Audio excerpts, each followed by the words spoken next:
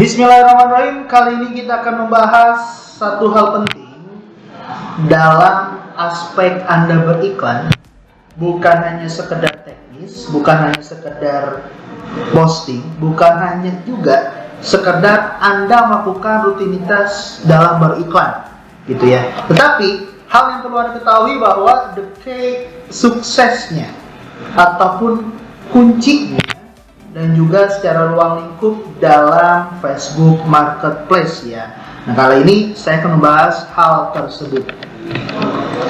Oke. Nah, hal yang pertama saya akan ucapkan pembahasan ini yang mungkin di awal akan dianggap remeh oleh Anda semua, bahkan juga membosankan, gak penting, dan juga bahkan juga bisa diabaikan. Namun, hal inilah yang akan berimpas dan mempengaruhi hasil Anda di akhir, gitu ya. Ketika Anda ingin berhasil, Anda ingin sukses dalam melakukan Facebook Marketplace, Anda tahu harus hal ini yang perlu dibenarkan seperti ini. Oke, hal yang pertama adalah jika ingin menjadi yang terbaik, jangan berpikir dan bertindak seperti mayoritas orang. Don't act like majority of the people. Ternyata rekan-rekan semua bahwa ada penelitian 40 tahun di Universitas Columbia ya, di Columbia University itu di US, bahwa setelah didata 40 tahun setelah mereka lulus, 1 orang makmur, 2 orang financial secure gitu ya, kemudian 5 orang profesinya adalah bekerja secara tuntas gitu ya, kemudian sisanya meninggal dalam keadaan yang memang sewajarnya gitu ya. Nah, di dunia ini pun ataupun lulusan yang terbaik ya, universitas terbaik di dunia pun yang terbaik hanya 1. Ya, artinya ketika rekan-rekan semua melakukan aspek ini, contoh halnya kita dalam beriklan, itu kita harus yang berbeda ataupun yang mungkin lebih dari yang lain. Sederhananya seperti ini. Ketika rekan-rekan semua pengen beriklan, anggaplah dari arah mentor, dari arah para leader itu 3. Ya, itu minimal.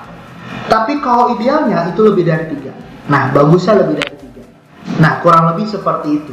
Ketika misalnya Anda tidak suka membaca ataupun di luaran sana yang tidak suka membaca, Anda ingin ataupun berlatih untuk membaca. Jadi hal inilah yang akan membedakan dari orang kebanyakan lainnya seperti itu. Kemudian yang kedua, hal yang terpenting adalah ambil tanggung jawab pribadi, jangan menyalahkan ya.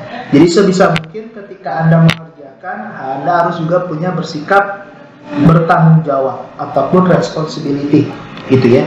Jangan suka sering menyalahkan gitu ya. Jangan juga sering ibaratnya sederhananya terlalu nyaman gitu ya. Padahal kita di dunia ini semuanya banyak orang yang selalu berhasil itu belajar, itu selalu mengembangkan ilmu, itu selalu bisa survive gitu ya, bisa grow up dan semacamnya. Jadi hal penting ini jangan suka sering menyalahkan gitu ya. Anggaplah kita posting belum dapat tes, yang disalahin Facebooknya, yang disalahin mentornya. Kita nggak koreksi dari sisi diri kita sendiri. Apakah kita sudah melakukan dengan baik, sudah melakukan yang sesuai dengan yang diarahkan step by step dan semacamnya. Nah, itu Anda harus pikirkan. Nah, ini hal penting juga yang mungkin merasa enak gitu ya. Ketika kita beralasan, kita bisa menutupi kejadian ataupun peristiwa tersebut gitu ya. No excuse, don't tell story gitu ya. Jadi sebisa mungkin alasan-alasan tersebut jangan sampai ada dalam diri rekan-rekan semua gitu ya. Karena orang terlalu banyak alasan, hidupnya begitu-begitu aja, bahkan selalu dalam zona nyaman dan juga bentuk dari sisi suatu kebohongan gitu ya. Anggaplah seperti ini contoh halnya. Saya belum bisa jualan karena saya udah terlalu tua gitu ya. Padahal kalau ditelusuri banyak juga yang usia sudah lanjut itu masih mau belajar dan juga ada yang sudah berhasil gitu ya. Ketika misalnya belum bisa belajar ataupun belum bisa beriklan, saya mah udah lanjut usia, kayaknya nggak mungkin saya pakai media-media seperti ini. Nah, kebanyakan alasan akhirnya nggak jadi, bahkan cenderung ya sudah, itu dinamakannya mental block ya, seperti itu. Jadi hanya hidupnya stagnan ataupun mulai cenderung ke arah yang nggak diinginkan, seperti itu.